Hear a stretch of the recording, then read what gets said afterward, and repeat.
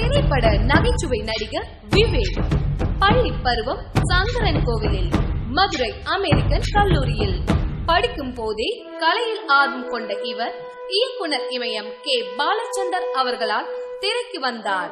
திரு விவேக் அவர்கள் மறைந்த முன்னாள் குடியரசுத் தலைவர் டாக்டர் APJ அப்துல் கலாம் அவர்களின் வழிகாட்டுதல் பேரில் கிரீன் குளோபல் ப்ராஜெக்ட் மூலம் லட்சக்கணக்கான மரங்களை நட்டு இப்பூமிக்கு பசுமை போக்கியுள்ளார். திரையுலகில் 5 முறை தமிழக அரசின் விருது, பிலிம்பேர் விருது பெற்றவர்.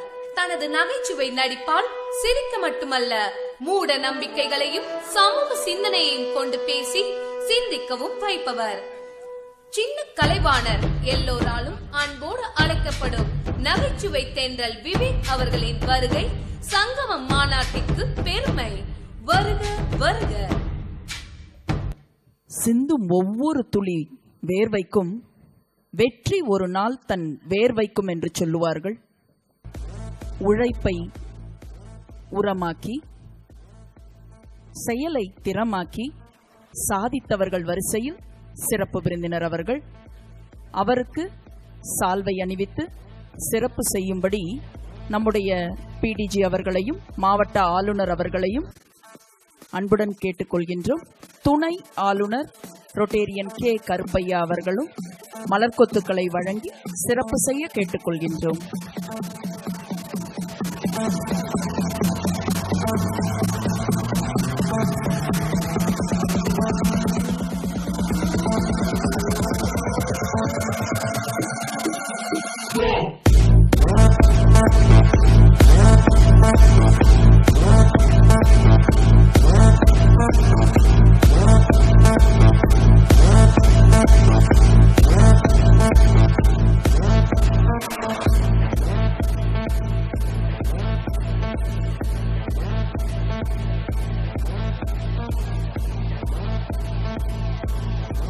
உழைப்பும் ஊக்கமும் சேருகின்ற சமயம் நம் கைகளில் வரும் இமயம் தொட்டதெல்லாம் அமையும்.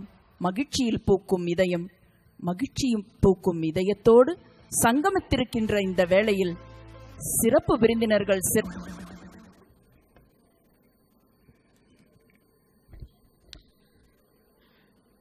எல்லோருக்கும் வணக்கம்.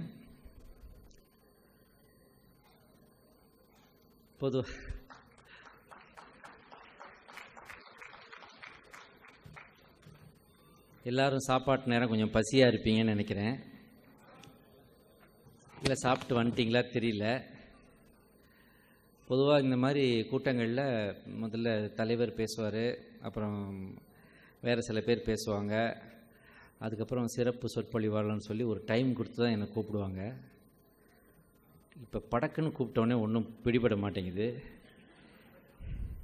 இதில் நான் to be very frank with you all, நான் நிறைய இந்த சுழற்சங்கமோ அல்லது அந்த அரிமா சங்கங்களோ நான் நிறைய போனதில்லை, to be very frank sir.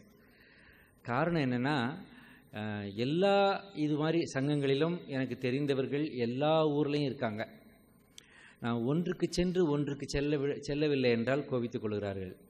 அதுக்கு போனேன், அந்த சாப்டருக்கு போனேன், இந்த சாப்டருக்கு வர மாட்டியா அப்படின்னு கேட்பாங்க. அதனால் அஸ் அ பாலிசி நமக்கு ஏன்னா எல்லா ஊர்லேயும் உலகம் முழுக்க இருக்கின்ற ஒரு அமைப்பு சுழற்சங்க அமைப்பு. உங்களுக்கு கூட நீங்கள் கை தட்டிக்க மாட்டீங்களா?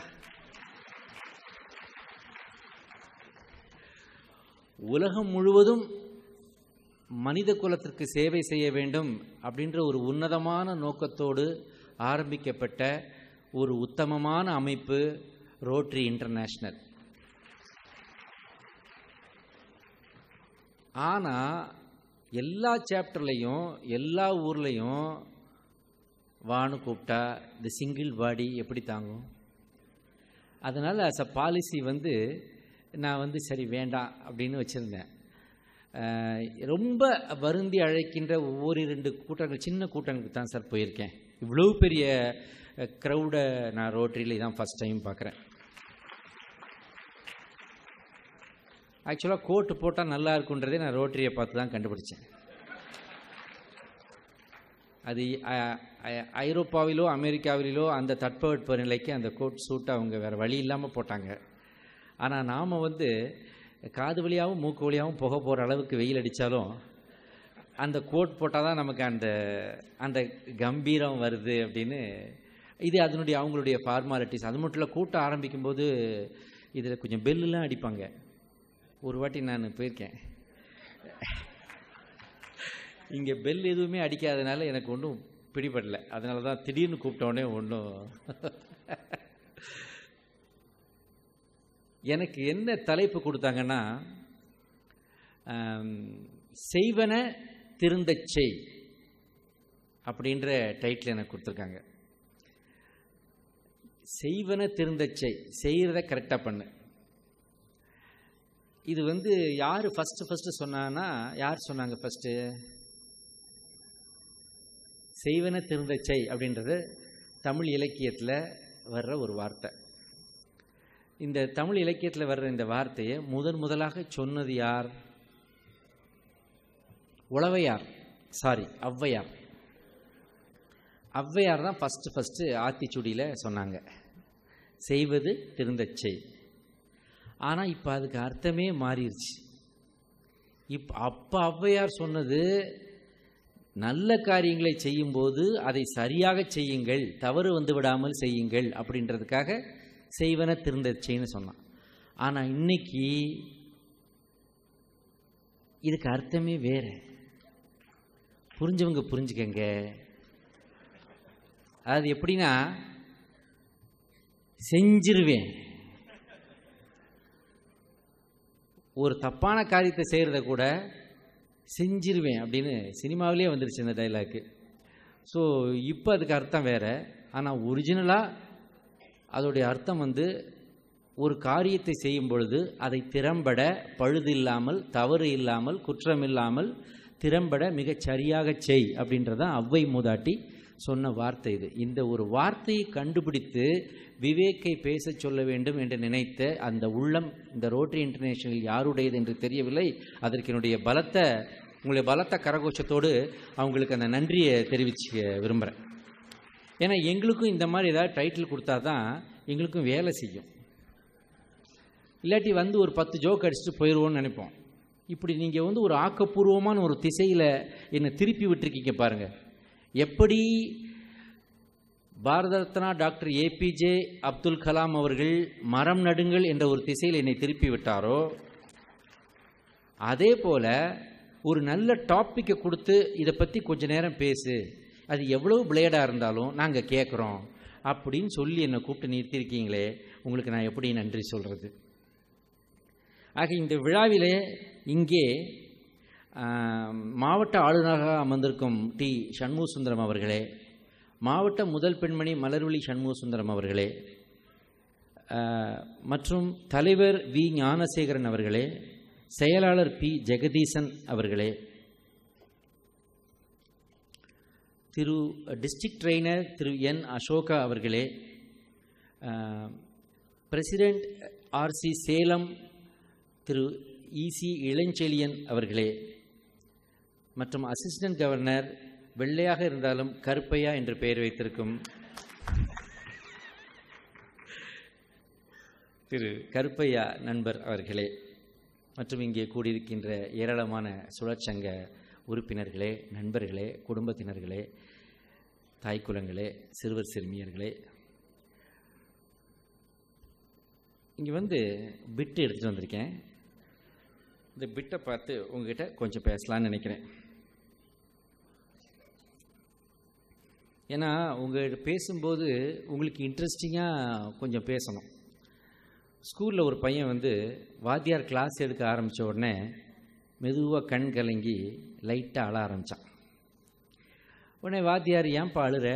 இப்போ தானே கிளாஸ் ஆரம்பிச்சிருக்கேன். இல்லை சார், நீங்கள் என்னை பெத்த தாயை விட ஒரு படி மேலே சார் அப்படின்னு சொன்னான். உடனே வாத்தியாருக்கு இப்போ கண் கலங்கிருச்சு. அவர் லைட்டாக அழுதுட்டு, என்னப்பா இது, உன்னுடைய பெத்த தாயக்காட்டில் என்ன உயர்வாக சொல்கிறியே, அப்படி என்னப்பா நான் பண்ணிட்டேன் அப்படின்னு வாத்தியார் கேட்குறார். அப்போ அந்த பையன் சொன்னான், சார், எங்கள் அம்மா சின்ன வயசில் என்னை தூங்க வைக்கிறதுக்கு முதல்ல ஒரு கதை சொல்லுவாங்க. அப்புறம் ஒரு பாட்டு பாடுவாங்க, அப்புறம் தட்டி கொடுப்பாங்க, என்னென்னமோ தாஜா பண்ணி நான் தூங்குறதுக்கு கிட்டத்தட்ட 1/2 மணி நேரம் 1 மணி நேரம் ஆகும் சார். ஏன் ஒருத்தனை அவங்க தூங்க வைக்கிறதுக்கே 1/2 மணி நேரம் 1 மணி நேரம் எடுத்துப்பாங்க. ஆனால் கிளாஸில் 35-45 பேரை கிளாஸ் ஆரம்பித்த 1 நிமிஷத்தில் தூங்க வைக்கிறீங்களே சார், நீங்கள் என்னை தாயை விட ஒரு படி மேலே இல்லையான்னு சொன்னானா. அந்த மாதிரி நான் உங்களை தூங்க வச்சிடக்கூடாது. ஸோ உங்களை இன்ட்ரெஸ்டிங்காகவும் கூட்டிகிட்டு போகணும், அதே நேரத்தில் சுழற்சங்கம் என்ற ஒரு அருமையான அமைப்பு கூப்பிட்டிருப்பதால் சில நல்ல கருத்துக்களையும் உங்கள் மனதில் விதைக்க வேண்டும் என்ற கட்டாயத்தில் நான் இப்போ இங்கே இருக்கேன். So I need your support.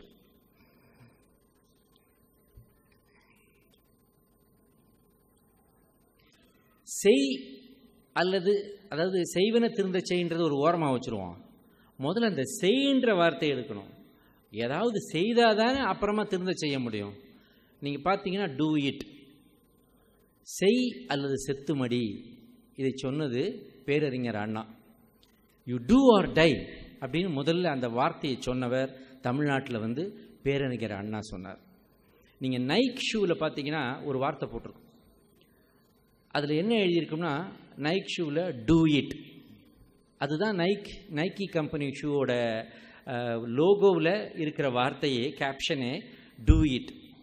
எதையுமே செய்ய வேண்டும். செய்யாமல் சும்மா இருப்பது என்பது, அதாவது இன்ஆக்டிவிட்டி இஸ் டெத். இதை சொன்னது யார்? சுவாமி விவேகானந்தர். காரியமாற்றாமல் இருப்பது என்பது மரணத்திற்கு சமானம் என்று சொன்னவர் சுவாமி விவேகானந்தர். ஒரு வாழ் துருப்பிடித்து கிடப்பதை விட போர்க்களத்தில் உபயோகப்படுத்தப்பட வேண்டும். உன் வாழ்க்கையும் அதுதான். வாழ்க்கை என்ற வாழ் சும்மா கடந்தால் துருப்பிடிக்கும், அதற்கு போர்க்களத்தில் வீரமரணம் அடைவது மேல் என்று சொன்னவர் சுவாமி விவேகானந்தர். இது ஒரு விஷயத்தை கரெக்டாக செய்தால் அது ஒரிஜினல், கொஞ்சம் சுமாராக செய்தால் அது காப்பி, இன்னும் மட்டமாக செய்தால் அது டூப்ளிகேட். நீங்கள் ஒரு வாட்ச் வாங்கினீங்கன்னா, ஒரு ஒரிஜினல் ரேடோ வாட்சோ ஒரு ஒரிஜினல் டேக் ஹோர் வாட்சோ வாங்கினீங்கன்னா அதோடைய விலை மிக அதிகம். ஆனால் அது ஒரிஜினல். அது ஒரு 1 லட்ச ரூபாய் வாட்சை ஒரு 25,000 ரூபாய்க்கு கிடச்சிதுன்னா அது காப்பி. அதே மாதிரி தான் இருக்கும், அதே மாதிரி தான் ஓடும், ஆனாலும் அது காப்பி தான், அது ஒரிஜினல் கிடையாது. இன்னும் கொஞ்சம் கீழே போய் வெறும் 10,000 ரூபாய்க்கோ 5,000 ரூபாய்க்கோ அதே வாட்சை நீங்கள் வாங்க முடியும். அது டூப்ளிகேட். அது கொஞ்ச நாள் ஓடும், உனக்கு டைம் சரியில்லைன்னா அந்த டைம் நின்றுடும். அன்னைக்கு உன்னுடைய சாயம் வெளுத்து விடும், அது டூப்ளிகேட்னு தெரிஞ்சிடும்.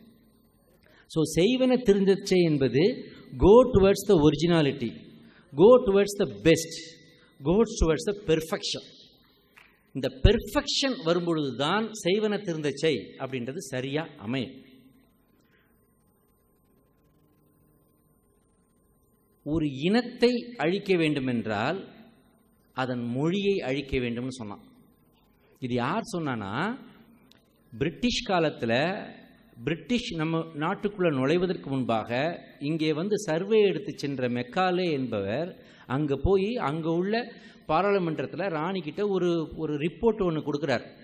அந்த ரிப்போர்ட்டில் என்ன சொல்கிறாரு, இந்த இந்திய நாட்டு மக்கள் அவங்க மொழி மேலையும் கலாச்சாரத்து மேலேயும் ஒரு அதீத பற்று வைத்திருக்கிறார்கள். அவங்க மொழி மிக உயர்ந்ததாக இருக்கிறது, அவங்களுடைய கலாச்சாரம் மிகச் சிறந்ததாக இருக்கிறது. நாம் வாணிபத்துக்காக உள்ளே நுழைய வேண்டுமென்றால் முதலில் அவர்கள் நம்முடைய ஆங்கிலத்தை கையில் எடுக்கணும். அவங்களுடைய ஒரிஜினாலிட்டியை அவங்க மறக்கணும், அவங்களுடைய பூர்வீகத்தை அவங்க மறக்கணும், அவங்களுடைய மொழியின் சிறப்பை அவர்கள் மறக்க வேண்டும். அந்த மொழி குறைஞ்சாதான், பேசுகிற மொழி குறைந்தால்தான், மொழியின் வளமை குறைந்தால்தான் அவங்க மெதுவாக இங்கிலீஷ்க்கு மாறுவாங்க. இங்கிலீஷ்க்கு மாறும் பொழுது அவங்க கலாச்சாரம் அழியும், நாம் உள்ளே செல்லலாம் என்று முதலில் வழிவகுத்து கொடுத்தவர் அவர். அதற்கு அப்புறம் தான் இந்தியா அவங்க 200 வருஷம் ஆண்டாங்க. ஆனால் ஒரு மொழி அழியாமல் இருக்கணும்னா, இப்போ உதாரணத்துக்கு சொல்கிறேன், தமிழ் என்ற ஒரு மொழி தமிழ்நாடு முழுவதும் பேசப்படுகிறது. திருநெல்வேலியில் ஒரு ஸ்டைலில் பேசுது, எல்லாம் எப்படி இருக்கு, நல்லா இருக்கியா, எல்லாம் நல்லா இருக்கியால அப்படின்னு கேட்குறது திருநெல்வேலி. என்ன பூ எப்படி இருக்க, இது மதுரை. ஏனுங்க எப்படி இருக்கீங்க சொல்லும்போதே சாஃப்ட் ஆயிடுச்சு பார்த்தீங்களா? அதுதான் கொங்கு. இந்த கொங்கு தமிழ் மட்டும்தான் தமிழை த்ரூஅவுட் தமிழ்நாடு மரியாதையோடு பேசுகின்ற ஒரு மொழி என்றால் அது கொங்கு தமிழ் மட்டும்தான். இந்த மொழியை யாராவது அழிக்க வேண்டும் என்று நினைத்து அழித்து முடித்து விட்டாலும், நல்லா பதிவு பண்ணிக்கிறேன், கேட்டுக்கங்க, இந்த தமிழ் மொழியை அழிக்க வேண்டும். ஏன்னா இப்போ தமிழின் கலாச்சாரத்தை அழிக்கின்ற சில நடவடிக்கைகள் நடந்து கொண்டிருக்கிறது. உதாரணத்துக்கு நம்முடைய தேங்காய் எண்ணெய், நம்முடைய நல்ல செக்கில் ஆட்டிய தேங்காய் எண்ணெய், செக்கில் ஆட்டிய நல்ல எண்ணெய் போன்றவற்றின் மரியாதையை குறைப்பதற்காக மெதுவாக வெளிநாட்டின் ஆயில்கள் உள்ள வருது. அதைத்தான் நாம் இவ்வளவு நாளாக நினச்சிக்கிட்டு இருந்தோம். பட் உண்மையில் உடலுக்கு நல்லது செய்வது நம்முடைய பாரம்பரியமான இங்கே செக்கில் ஆட்டிய நல்ல எண்ணெயும் தேங்காய். அதனால தான் நல்ல எண்ணெய்னு அதுக்கு பேரே வச்சான் என்று இப்பொழுது தெரிகிறது நம்முடைய எண்ணெயின் மதிப்பு. அதே மாதிரி மாடுகள் இன்றைக்கி ஜல்லிக்கட்டை எதிர்த்து வேண்டாம்னு பெரிய குரல் எழும்பிக்கிட்டு இருக்கிற நேரத்தில் ஜல்லிக்கட்டு வேணும் என்று ஒட்டுமொத்த தமிழகத்தமும் எழுந்து நின்று ஆர்ப்பரிக்கிறது என்றால் இன்றைக்கி தமிழை முழிச்சுக்கிட்டான்னு அர்த்தம். நாட்டு மாடுகள் வேண்டும். அந்த மாட்டை அழித்தால் அந்த காளை மாடுகள் எதற்காக உருவாக்கப்படுகிறது? ஜல்லிக்கட்டுக்காக. ஜல்லிக்கட்டு என்று ஒன்றே இல்லாவிட்டால் அந்த மாடுகளின் அவசியம் இல்லாமல் போய்விடும். அந்த காளை மாடுகள் இல்லாமல் போய்விட்டால் அது அந்த வம்சம் விருத்தியாகாமல் போய்விடும். ஸோ அந்த நாட்டு மாடுகளே அழிந்துவிடும். ஆட்டோமேட்டிக்காக நீங்கள் ஃபாரின் மாடுகளை நம்பி தான் வாழணும். அதே போல் தமிழ் என்ற ஒரு மொழி முழுவதுமாக அழிந்தாலும் ஒன்று சொல்கிறேன், கடைசி ஒரு கொங்கு தமிழன் இருந்தால் போதும், மீண்டும் தமிழ் உயிர் பெறும். கடைசி ஒரு கொங்கு தமிழன் சரியான அந்த அன்பான முறையில் அந்த பண்பான முறையில் அந்த தமிழை தொடர்ந்து பேசிக் கொண்டிருந்தாலே போதும், தமிழ் மீண்டும் எழும், தளிர்க்கும், துளிர்க்கும்.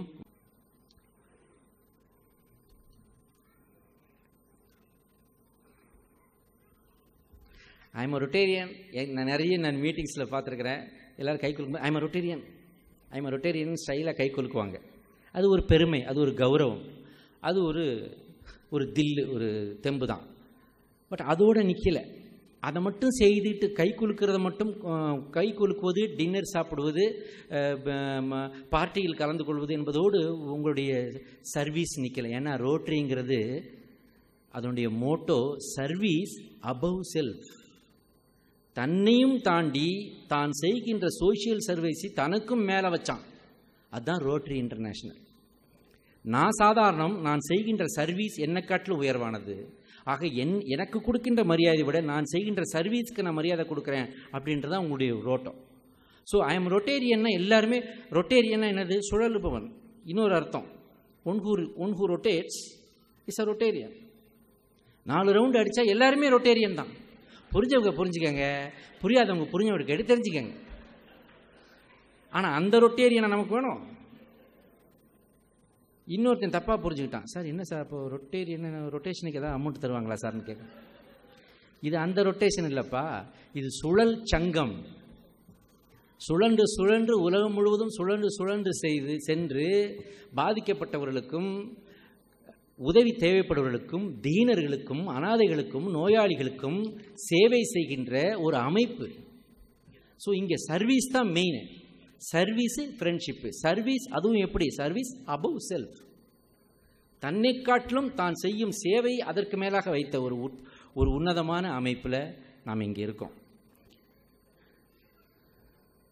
இதை ஏற்கனவே சுழற்சங்கம் எந்த ஆண்டு ஆரம்பிக்கப்பட்டது எனக்கு சரியாக தெரியல. Mister Paul Harris 1905. ஆனால் அதற்கு முன்பே இந்திய திருநாட்டில் பிறந்த ஒருவர் இந்த சுழற்சங்கத்தின் இந்த மோட்டோவை பற்றி அவர் பேசியிருக்கிறார். If you want to serve the poor, come out of your room, open your windows, open your doors, don't sit idle in the room, come out, see the poor and help them, do service to the mankind. If you want to serve God, you serve the people என்று சொன்னவர் சுவாமி விவேகானந்தர். அவர் தான் சொன்னார், if I am unable to wipe out the tears of a widow or give a loaf of bread to an orphan's mouth, ஒரு விதவியின் கண்ணீரை துடைக்க முடியாதவனையும் ஒரு ஏழையின் வாய்க்கு ஒரு துண்டு ரொட்டி துண்டு கொடுக்க முடியாதவனையும் நான் எப்படி கடவுள் என்பேன் சொன்னார் சுவாமி விவேகானந்தர். அவர் சொன்னார், நீங்கள் செய்கிறீர்கள், நீங்கள் செய்கிறீர்கள்.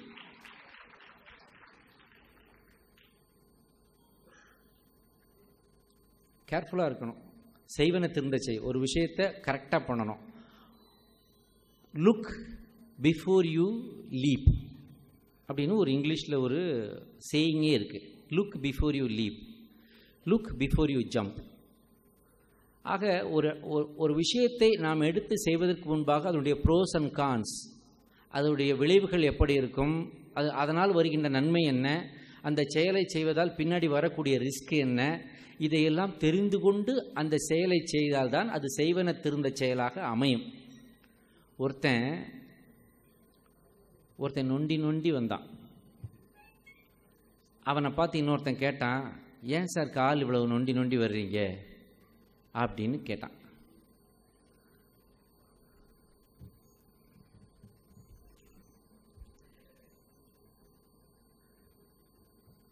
அதாவது என்கிட்ட உங்கள் பேரை தப்பாக சொல்லிட்டாங்க. அதாவது அவருக்கு டைரக்டர் கரு பழனியப்பன் வராருன்னு சொல்லாமல் என்கிட்ட என்ன சொல்லிட்டாங்க, பழக்கருப்பியா வர்றான்ட்டாங்க. இதுதான் செய்வன திருந்த செய்ங்கிறது. சொல்லும்போது கரெக்டாக சொன்னால் எனக்கு யார் வராங்கன்னு தெரிஞ்சிருக்கும். இவங்க ஆள் மாறாட்டம் பண்ணிட்டாங்க. பழக்கருப்பையா எதுக்கு வராரு எனக்கு ஒன்றும் புரியல. அவர் நல்ல பேச்சாளர், இலக்கியமும் பேசுவார், அரசியலும் பேசுவார். நீங்களும் யூடியூப்பில் இப்போ ரீசெண்டாக அவர் பேசுகிறதெல்லாம் கேட்டிருப்பீங்க. ஸோ அவர் வரார் போல இருக்கே, ஐயோ இது ஒரு பொலிட்டிக்கல் க்ரௌட் ஆகிடுமா, நம்ம மேடையில் ஏறி பேசுகிறோமேலாம் நினச்சிட்டு வந்தால் பெரிய ஒரு ரிலாக்ஸேஷன் சார் உங்களை பார்த்தது. இன்றைக்கி என்னுடைய கரியரில் ஒரு பெஸ்ட் ஃபில்ம் எனக்கு கொடுத்தவங்க நீங்கள். பார்த்திபன் கனவு ஒரு பெஸ்ட் ஃபில்மு, பெஸ்ட்டு ஹியூமர் பண்ணியிருக்கேன் நான். அதில் இன்னமும் அந்த ஹியூமர் அடிச்சுக்க இன்னொன்று வேற யாரும் பண்ணல, நானும் பண்ணல. அதை இந்த இடத்துல பதிவு செய்ய விரும்புகிறேன். ஆக ஒருத்தன் நொண்டி நொண்டி வர்றான். இந்த நொண்டி நொண்டி வர்றவனை பார்த்து ஒருத்தன் கேட்டான், ஏன் சார் கால் நொன்றீங்கன்னு கேட்குறான். அதுக்கு அவன் சொல்கிறான், அதோ பாருங்கள் சார் அங்கே ஒரு பள்ளம் தெரியுதா அப்படின்னு கேட்டான். ஆமாம் சார், அது நேற்று எனக்கு தெரியல சார். புரிஞ்சவங்க புரிஞ்சுக்கங்க. அவன் என்ன கண்டிஷனில் போனானோ, மீட்டிங் முடிச்சுட்டு பார்ட்டிக்கு போயிருக்கலாம், புரிஞ்சவங்க புரிஞ்சுக்கங்க. ஸோ அவன் சொன்னான், இதுதான் செய்வன திருந்த செய். ஒரு சின்ன ப்ரிகாஷன், ஒரு காஷன் எடுக்காமல் செய்யக்கூடிய காரியங்கள் ரோடு கிராஸ் பண்ணுறேன், ரோடு கிராஸ் பண்ணும்போது ரைட்டு லெஃப்ட்டு பார்த்து தான் கிராஸ் பண்ணணும். பைக்கில் போகிற கண்டிப்பாக ஹெல்மெட் அணிய வேண்டும். இதெல்லாம் தான் சின்ன சின்ன விஷயங்கள். ஆனால் இதை நம்ம உதாசீனப்படுத்தும் பொழுது பின்னாடி எ ஸ்டிச் இன் டைம் சேவ்ஸ் 9. ஒரு விஷயத்தில் ஒரு சின்ன ஆணி ஒரு போட்டில் கலண்டிருக்குது, அதை சரி பண்ணாமல் ஒரு படகு மூழ்கி விடக்கூடிய அபாயம் இருக்கிறது. ஸோ சிறு விஷயங்கள் சின்னதாக இருக்கும்போது ஆக்சுவலாக ஈட் த பிக் ஃப்ராக் அப்படின்னு சொல்லுவாங்க, அது தப்பு. ஒரு ஃபேமஸ் சேயிங் இருக்குது, ஈட் த பிக் ஃப்ராக். என்னென்னா இருக்கிற பெரிய முன்னாடி 10 பிரச்சனை இருந்ததுன்னா அந்த 10 பிரச்சனையில் பெரிய பிரச்சனையை முதல்ல எடுத்துக்க, அதை சால்வ் பண்ணு அப்படிம்பாங்க. என்னை பொறுத்த வரைக்கும் நீ டென்ஷன் இல்லாமல் ஸ்மூத்தாக ஒவ்வொன்றா சால்வ் பண்ணுறது எப்படின்னாக்க, go from the small one. உன்னால் உனக்கு ஏற்பட்ட உன் சக்திக்கு ஏற்ற வகையில் முதல்ல அந்த சின்ன ப்ராப்ளமை நீ சரி பண்ணு. அதுக்கப்புறம் அதை சரி பண்ணதுக்கப்புறம் அதை விட பெரிய ப்ராப்ளத்துக்கு போ. இதுதான் நான் சொல்கிறது ப்ராக்டிக்கல். இதுதான் எல்லாரும் பண்ணக்கூடிய ஒரு விஷயம். பொதுவாக செய்வன திருந்த செய்னா பெர்ஃபெக்ஷனிஸ்ட். ஒரு விஷயத்தை மிக நேர்த்தியாக செய்யக்கூடியவர்களை பெர்ஃபெக்ஷனிஸ்ட்ன்ற வார்த்தையில் சொல்கிறோம். அந்த பெர்ஃபெக்ஷனிஸ்ட் எல்லாருமே மிகச்சரியாக அந்த விஷயத்தை செய்வார்கள். இதுக்கு ஒரு உதாரணம் நான் சொல்கிறது 1950கள் 60களில் நடந்த ஒரு சம்பவம். அப்போது சிங்கப்பூருக்கு முதலாக பிரதமராகின்றார் லீ குவான் யூ. அவர் காட்ஃபாதர் ஆஃப் சிங்கப்பூர்னு கருதப்படுறார்.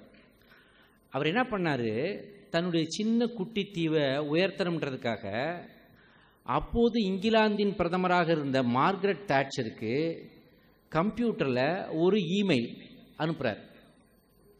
அந்த இமெயில் அனுப்பி தன்னுடைய நாட்டுக்கான சில உதவிகளை கேட்கிறார். அப்போது அங்கிருந்து அவங்க ஆஃபீஸ்லேருந்து ஒரு பதில் வருது, இமெயில். அதில் என்ன அவங்க சொல்கிறாங்கன்னா, மேடம் வந்து உங்கள் கண்ட்ரிக்கு தேவையான உதவிகளை செய்வதாக உத்தரவாதம் அளித்திருக்கிறார்கள், உங்களுடைய உடல் நலனை விசாரிக்க சொன்னார்கள். அப்படியே உங்கள் கம்ப்யூட்டரில் ஒரு சின்ன மிஸ்டேக் இருக்குது, அதை திருத்திக்க சொன்னார்கள். ஏன்னா அதில் வந்து அதிகாலை 3 AM போட்டிருக்கு. அந்த டைமுக்கு நீங்கள் அந்த கம்ப்யூட்டரை ஆப்ரேட் பண்ண வாய்ப்பு இல்லை. So that must have been 3 PM. 3 PMக்கு நீங்கள் டைப் பண்ணியிருப்பீங்க அந்த இமெயிலை அப்படின்னு ஒரு பெர்ஃபெக்ஷன் கொடுக்கறதுக்காக அவங்க அங்கேருந்து செய்வன திருந்தச்சைக்கு அங்கேருந்து ஒரு பதில் போட்டால், அதுக்கு இங்கேருந்து இவர் பதில் போடுறாரு, know that was the right time and that was 3 AM அப்படின்னு லீக்வார்னியூ போடுறார். ஸோ ஒரு பெர்ஃபெக்ஷனிஸ்ட் என்பவன், செய்வன திருந்தச்செய் செய்பவன் இடையறாது நேர்மையான முறையில் ஹார்ட் ஒர்க்கராக இருப்பார்கள். செய்வன திருந்த செய்பவர்கள் நிச்சயமாக ஹார்ட் ஒர்க்கர்ஸாக இருப்பார்கள். இதே சிங்கப்பூரில் நடந்த இன்னொரு அனுபவத்தை உங்களுக்கு நான் சொல்கிறேன். இது நடந்து ஒரு 10-15 வருஷம் இருக்கும். ஒரு ஸ்டார் நைட்டுக்காக நியூசிலாந்து போயிட்டு அதுக்கப்புறம் டிரான்சிட் வரும்போது ஃப்ளைட் டிலே ஆனதுனால சிங்கப்பூரில் எல்லாரையும் கொண்டு போய் நோவோட்டெல்னு ஒரு ஹோட்டலில் எங்களுக்கு ரூம் போட்டாங்க. நாங்கள் அந்த ரூமுக்கு போகும்போது நைட்டு ஒரு 1:30 மணி 2 மணி இருக்கும். 2 மணிக்கு மேலே அப்புறமா செக்இன் பண்ணி ரூமுக்கு போய் பார்த்தா ரூமில் இன்னொரு ஆர்டிஸ்ட், அந்த ஆர்டிஸ்ட் பேர் சொல்ல விரும்பலை, அந்த ஆர்டிஸ்டுடைய அசிஸ்டண்ட், அவன் பேரும் சொல்ல நான் விரும்பலை, அவன் வந்து சார் அவர் ரூமுக்குள்ளே போயிட்டார் சார், நான் வந்து கிட்டத்தட்ட 7-8 மணி நேரமாக ஃப்ளைட்டில் வந்திருக்கோம் சார், எனக்கு ரொம்ப கசகசன்னு இருக்குது சார், நான் உங்கள் பாத்ரூமை கொஞ்சம் யூஸ் பண்ணிக்கிறேன் சார், லைட்டாக குளிச்சிக்கிறேன் சார்னு சொன்னார் அந்த அசிஸ்டண்ட். சரிப்பா யூஸ் பண்ணிக்கப்பான்னு சொல்லிட்டேன். கொஞ்ச நேரம் இந்த ஜுராசிக் பார்க், இந்த காட்சிலா படத்துலலாம் ஒரு சவுண்டு வரும் பாருங்க, அந்த மாதிரியெல்லாம் சத்தம் வந்துச்சுக்க. அதுக்கப்புறம் ரொம்ப தேங்க்ஸ் நேன்ட்டு கிளம்பி போயிட்டாரு. கதவை திறந்து பாத்ரூமை பார்த்தா இப்போ வாரதா புயல் அடித்ததில்ல, அதை அடித்து முடித்தவொடனே எப்படி இருந்துச்சு சென்னை, அந்த மாதிரி ஆயிடுச்சு. உடனே நான் என்ன பண்ணிட்டேன், ஒரே தண்ணியெல்லாம் கருப்பாயிடுச்சு, தண்ணியெல்லாம் ஸ்டாக்னன்ட் ஆகிடுச்சு, அடைச்சிக்கிச்சு, தண்ணியே கருப்பாக இருக்குது, எங்கே பார்த்தா உள்ளே நுழைய முடியல. நான் என்ன பண்ணேன், நம்மளால் காட்டி கொடுக்கக்கூடாதுன்னு சொல்லிட்டு நான் கீழே ரிசப்ஷனுக்கு ஃபோன் பண்ணி, I don't like the room you gave me and the bathrooms are very clumsy, I am unable to enter in, please change my room அப்படின்னு. உடனே அங்கேருந்து ஹவுஸ் கீப்பிங்லேருந்து எல்லோரும் வந்தாங்க. வந்து பார்த்துட்டு, என்ன சார் ஆச்சு, என்னென்ன, look at this is the way you keep your bathroom, how can I stay in this room, எப்படி பாருங்கள் நான் பெர்ஃபார்மன்ஸ்களை போடுறேன். அவங்க வந்து this was recently cleaned sir ஏதோ சொல்கிறாங்க. No see look at this, எப்படி இருக்குது பாருங்கள், இதில் யார் தங்க முடியும் இந்த ரூமில், எனக்கு ரூம் சேஞ்ச் பண்ணி கொடுங்க. That we will do sir, kindly hold on சார்னு சொல்லிட்டு யார்கிட்டையோ ஃபோனில் ஏதோ பேசினாங்க. கொஞ்ச நேரத்தில் ஹவுஸ் கீப்பிங் வராங்க சார். நாங்கள் பார்த்தா ஒரு 45-50 வயசு மதிக்கக்கூடிய ஒரு சைனீஸ் அம்மா வந்தாங்க. ஒரு இந்த ஹவுஸ் கீப்பிங் கட்டியிருக்க அந்த ஏப்ரன் மாதிரி கட்டிட்டு வந்தாங்க. வந்துட்டு, yes what's your problem, what can I do the service to you, இப்படி தானே சைனீஸ் பேசுவாங்க. வந்து திறந்து காட்டினேன். Oh my God what is this, ஆமாம் உங்கள் ரூம் தாங்க, உங்கள் ஹோட்டல் தான், உங்கள் ரூம் தான், இப்படி இருக்குங்க, can you give me 5 minutes. சரிங்க, உள்ளே உட்காந்துட்டேன். இந்த அம்மா உள்ளே போச்சு. அதே காட்சிலா சத்தம், அதே ஜுராசிக் பார்க் சத்தம் எல்லாம் வந்துச்சு. ஒரு 10 நிமிஷம் கொஞ்ச நேரம் கழித்து வெளியே வந்து, now look at the bathroom you see that. பார்த்தா இப்போ தான் புதுசாக கட்டி கிரகப்பிரவேசம் பண்ணி ரிப்பன் கட் பண்ணி ஓப்பன் பண்ண பாத்ரூம் மாதிரி புத்தம் புதுசாக இருந்துச்சு. நான் உடனே சூப்பர் தேங்க்யூ ஸோ மச் சொல்லிட்டு உள்ளேருந்து சிங்கப்பூர் டாலர் எடுத்து டிப்ஸு கொடுக்க போனேன். அந்த மாதிரி இல்லை, no I don't want, this is my duty. நீங்கள் you are from housekeeping department ஒன்லினா, you kindly accept this. No I am the owner of this hotel.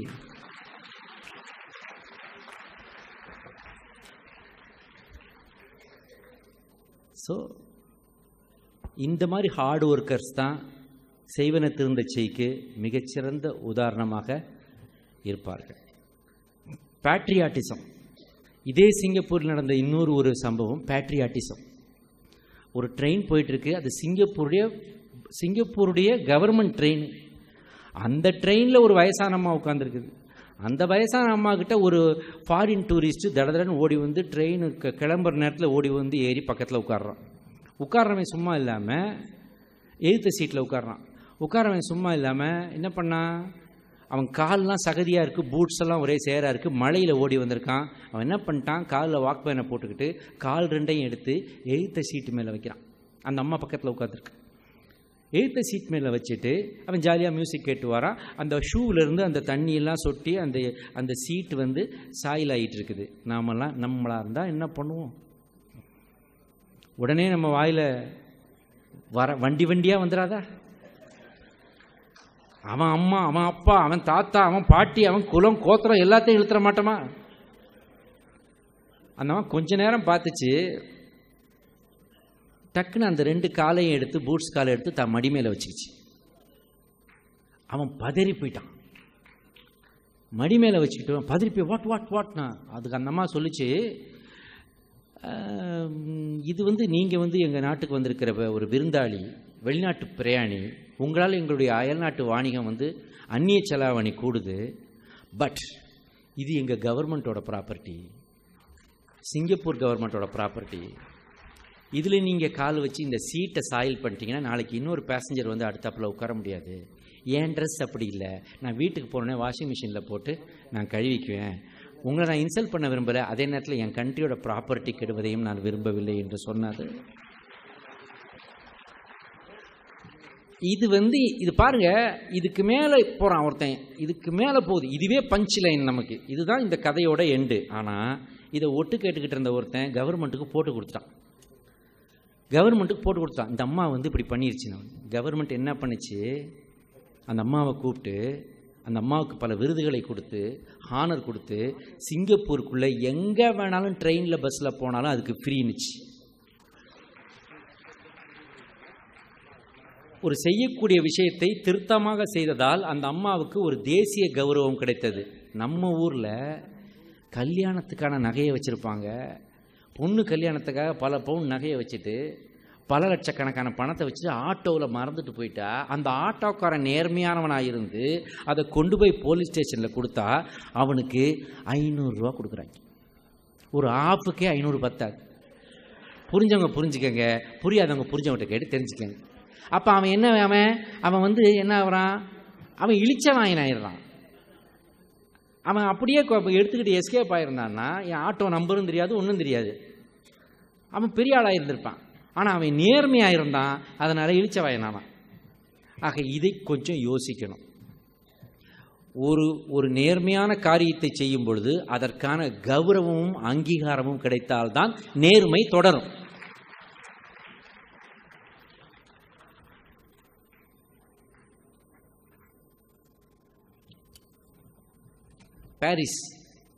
Paris நாட்டில் ஒரு ஜெர்மனியிலிருந்து பாரிஸ் போகிற ஒரு தேசிய நெடுஞ்சாலையில் அப்போவே அங்கே 4-வே ட்ராக், நான் சொல்வது கிட்டத்தட்ட ஒரு 15-20 வருஷத்துக்கு முன்னாடி, அப்போவே அது 4-வே ட்ராக்கில் இருந்தப்போ அதில் போயிட்டு இருக்கும்போது இந்த கலைக்குழு சென்ற வேன் வந்து டமால்னு சைடில் உள்ள மீடியனில் இடித்து டயர் பஞ்சர் ஆச்சு.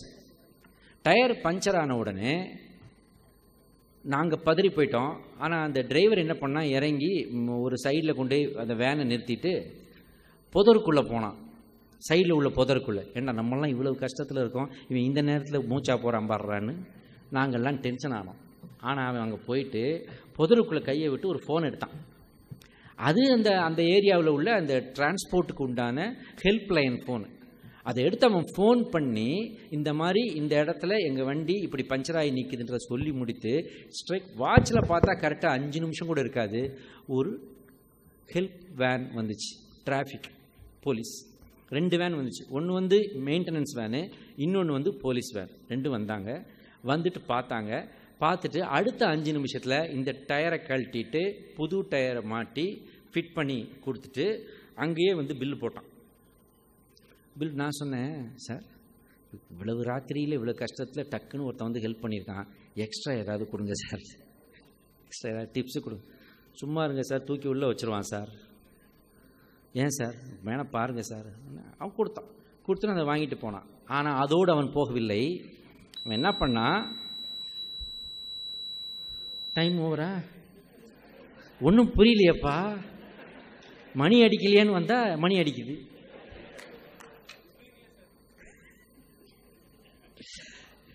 கொஞ்ச தூரம் போய் அதுக்கப்புறம் அதோட விடவில்லை. அவர்கள் அதற்கு மேல் எதுவும் சார்ஜ் பண்ணவும் இல்லை. அந்த டயருக்கு உண்டான அந்த தொகையை மட்டும் வாங்கி அதற்கு ரிசீப்ட் கொடுத்து விட்டு அதோடு கிளம்பலை. நம்ம ஊராக இருந்தால் என்ன தெரியுமா, சார் ஐயா வண்டியில் இருக்காங்க சார், பார்த்து செய்யுங்க சார். சரின்ட்டு 50 ரூபா கொடுத்தா, ஐயா ஏசி வேனில் இருக்கார் சார். ஸோ ஏசி வேனில் ஐயா இருந்தாருன்னா 50 ரூபா பத்தாதுன்னு அர்த்தம். அதில் அப்கிரேடேஷன்லாம் வேறு இருக்குது.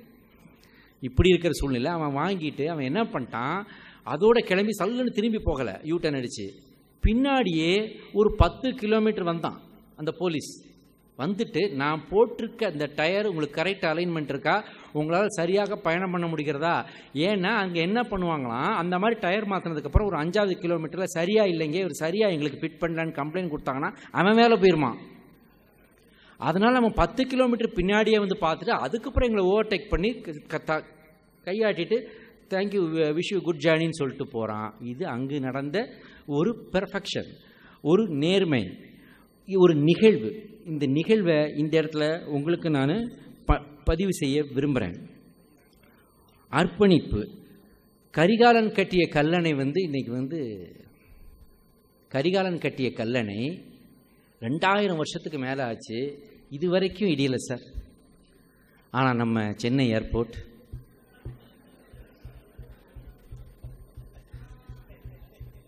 நான் அதை பற்றி சொல்ல வேண்டியதில்லை. சொல்கிறதெல்லாம் சொல்லி முடிச்சிட்டேன் ஆல்ரெடி, உங்களுக்கே தெரியும். அவ்வளோதான்.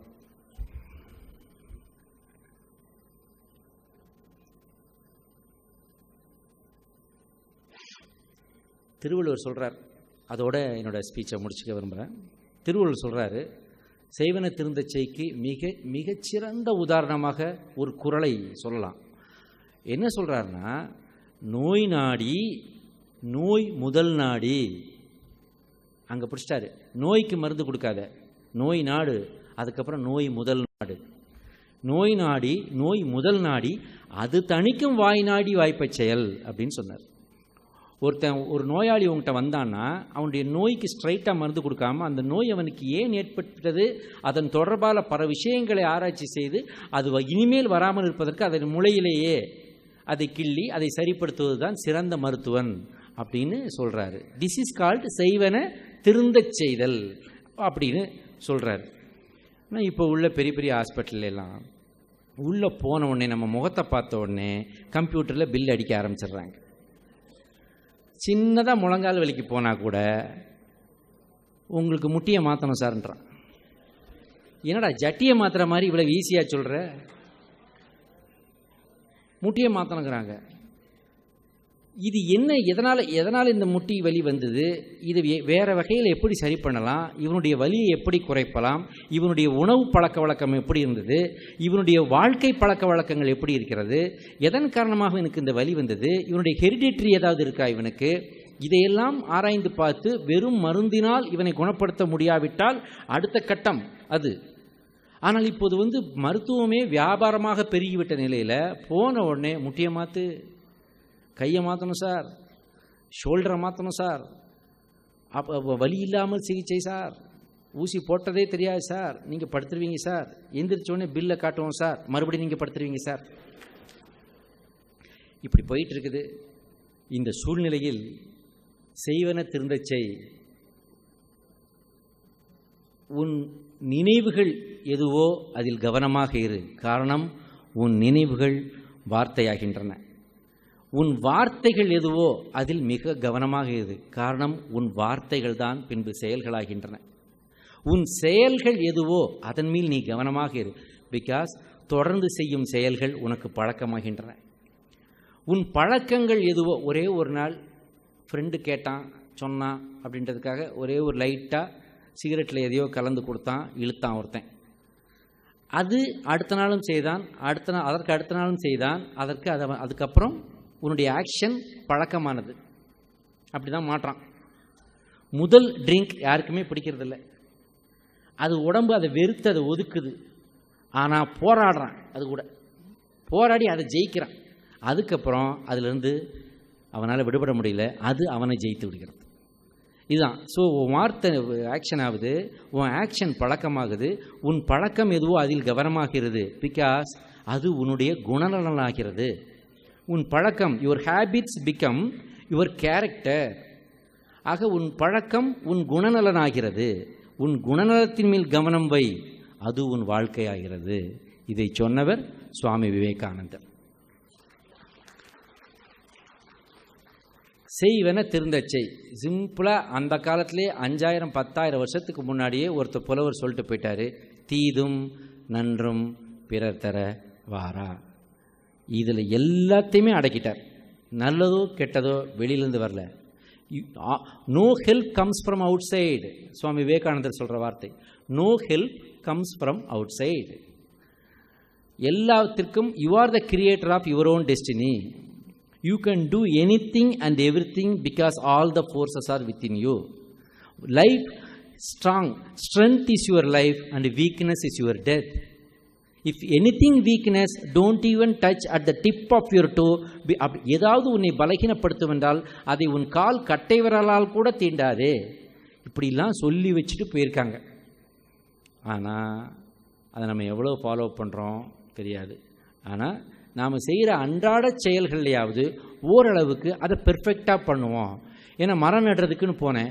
இதுவரைக்கும் தமிழ்நாட்டில் 27,73,000 மரக்கன்றுகளை நட்டிருக்கிறேன்.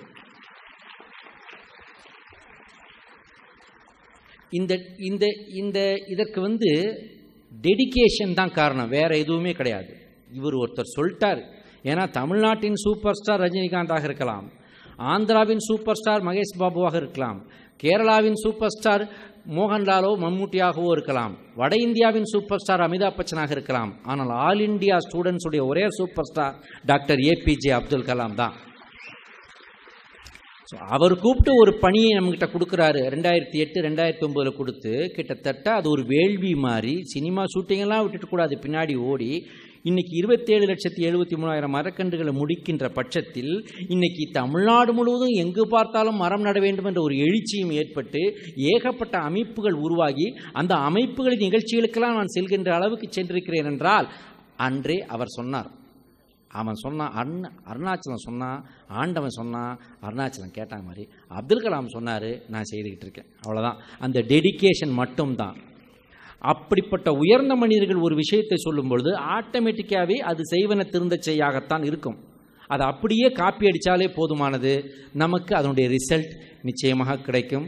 மிக உயர்ந்த ஒரு அமைப்புக்காக இங்கே உங்களிடம் பேசியதும் சில கருத்துக்களை உங்களோடு பகிர்ந்து கொண்டதையும் நான் கௌரவமாகவும் பெருமையாகவும் கருதுகிறேன். நன்றி, வணக்கம்.